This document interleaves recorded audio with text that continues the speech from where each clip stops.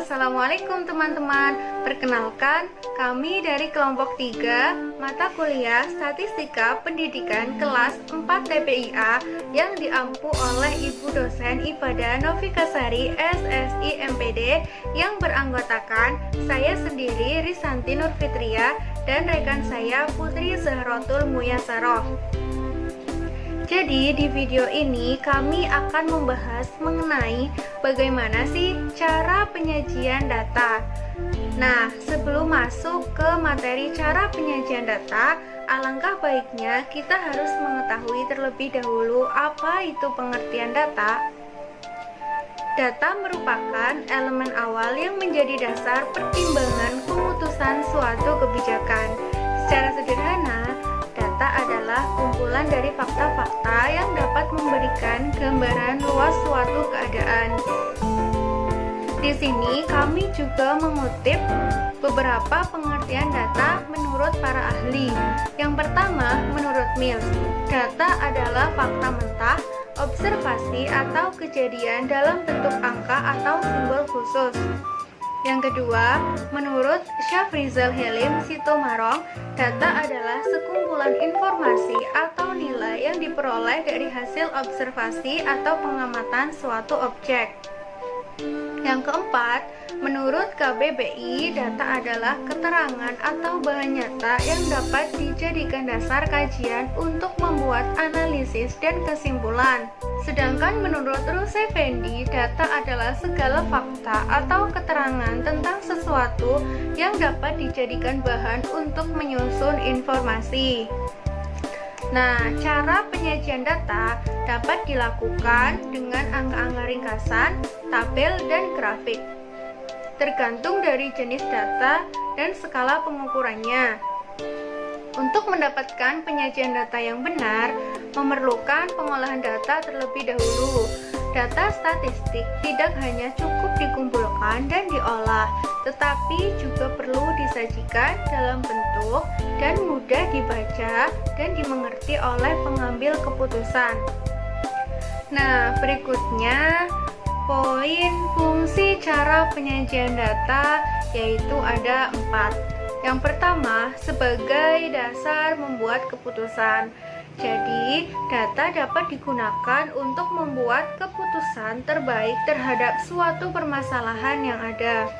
Dengan adanya data, keputusan akan lebih mudah dibuat dan lebih dapat dipertanggungjawabkan. Yang kedua, sebagai dasar perencanaan. Dalam membuat suatu perencanaan diperlukan adanya suatu parameter yang akurat. Data di sini dibutuhkan untuk menjadi parameter dan acuan dalam membuat suatu perencanaan. Dengan adanya data juga mampu untuk memperkirakan keadaan di masa yang akan datang, sehingga suatu perencanaan akan lebih terarah dan tingkat keberhasilannya semakin tinggi. Yang ketiga, sebagai acuan implementasi suatu kegiatan. Dengan adanya data dapat dijadikan acuan atau tolak ukur untuk melakukan suatu kegiatan. Yang keempat, sebagai bahan evaluasi. Dalam suatu organisasi atau lembaga pasti diperlukan adanya evaluasi untuk meningkatkan mutu. Data di sini berperan sebagai bahan untuk melakukan evaluasi terhadap kegiatan atau kinerja suatu organisasi.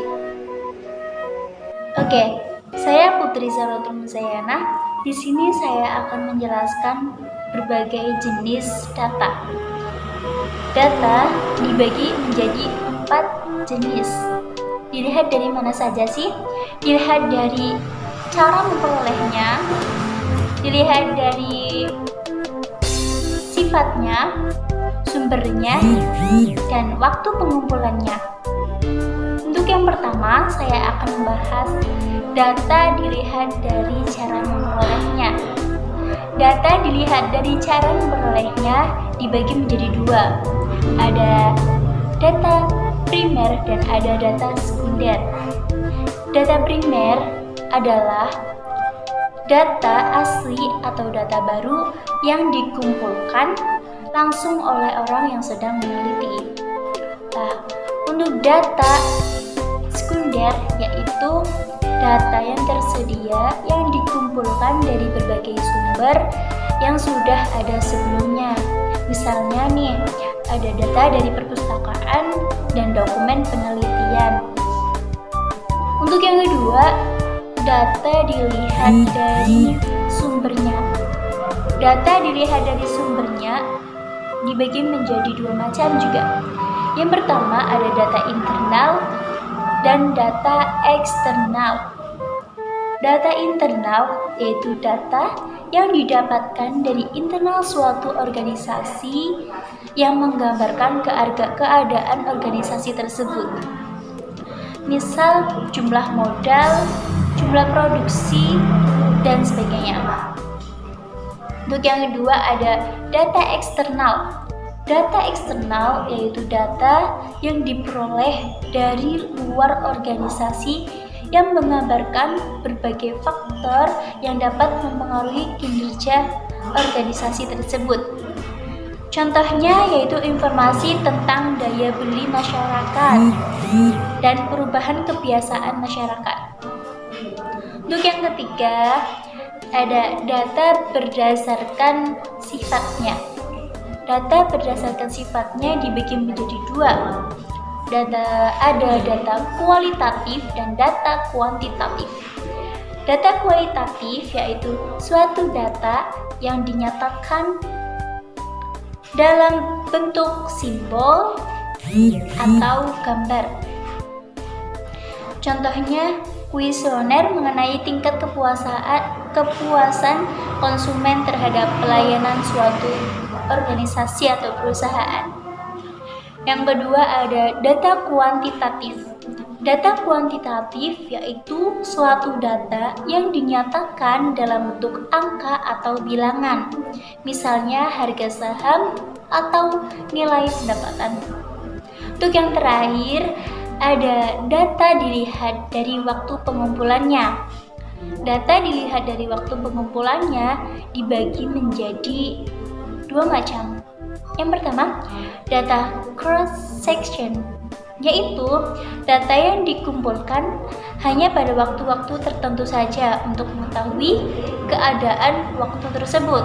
Misalnya, data penelitian dengan kuesioner. Yang kedua, ada data berkala, yaitu data yang dikumpulkan secara berkala dari waktu ke waktu. Untuk selanjutnya, saya akan membahas jenis referensi data. Jenis referensi data dibagi menjadi tiga. Yang pertama ada teks, tabel, dan grafik atau diagram. Langsung saja kita membahas tentang tabel. Tabel di sini dibagi menjadi 4. Ada tabel frekuensi, tabel klasifikasi, tabel kontingensi, dan tabel toleransi. Untuk pengertiannya yaitu tabel frekuensi ini. Tabel frekuensi merupakan tabel yang memuat kelas-kelas beserta banyaknya kejadian atau frekuensi masing-masing kelas. Untuk tabel klasifikasi adalah tabel-tabel di mana setiap kelasnya mengklasifikasikan data secara nominal. Contoh, jumlah anak laki-laki di kelas 5 ada 23, perempuan 15, dan itu disajikan dalam bentuk tabel. Untuk selanjutnya ada tabel kolerasi. Tabel kolerasi adalah tabel kontingensi yang menunjukkan hubungan antar variabel yang termuat pada kepala tabel. 3. Ada grafik atau diagram. Grafik adalah bentuk representatif data yang berfungsi untuk menyederhanakan informasi yang kompleks dengan menggunakan gambar dan menekankan pada urutan data yang berguna untuk meringkas, menjelaskan, dan mengekspresikan grafik di sini ada berbagai macam. Yang pertama ada grafik barang, grafik garis, grafik gambar, grafik lingkaran, dan grafik peta. Ada juga histogram dan polygon, dan yang terakhir ada diagram atau pecar. Yang pertama ada grafik batang atau balok. Grafik batang yang berbentuk persegi panjang dengan lebar persegi panjang sama dan tinggi batang berbeda sesuai dengan jumlah frekuensi masing-masing barang kelas. Grafik garis. Grafik garis adalah grafik yang dibentuk dengan ruas-ruas garis yang menghubungkan titik-titik buat perpotongan sumbu X dengan sumbu Y pada suatu bidang kartesius. Selanjutnya ada diagram gambar. Diagram gambar juga dikenal sebagai piktograf. Bagan icon, bagan ikon, bagan gambar, atau bagan unik bergambar adalah jenis representasi data yang menggunakan serangkaian ikon berulang untuk memvisualisasikan data sederhana. Untuk selanjutnya ada data lingkaran. Data lingkaran adalah grafik berbentuk lingkaran yang terbagi menjadi jaring-jaring yang menjelaskan kuantitas masing-masing kelas atau kelompok yang ingin dijelaskan. Selanjutnya ada grafik peta atau kartogram. Kartogram atau peta statistik adalah grafik data yang menggambarkan pemetaan demografi seperti jumlah penduduk, wilayah daerah tinggi atau rendah, gunung berapi, mata pencaharian, dan hasil sumber daya alam. Selanjutnya ada histogram atau poligon. Histogram atau poligon frekuensi seringkali digambarkan secara bersamaan untuk mempresentasikan distribusi frekuensi. Histogram berbentuk seperti diagram batang, namun masing-masing batang berhimpitan satu dengan yang lainnya. Selanjutnya ada data diagram titik atau pencar. Diagram titik adalah kumpulan titik koordinat pada diagram kartesius di mana setiap sumbu mewakili sebuah kuantitas yang ingin dijelaskan hubungannya. Ya, mungkin cukup dari saya. Semoga dapat dipahami oleh kalian. Kurang lebihnya saya mohon maaf. Terima kasih atas perhatiannya. Wassalamualaikum warahmatullahi wabarakatuh.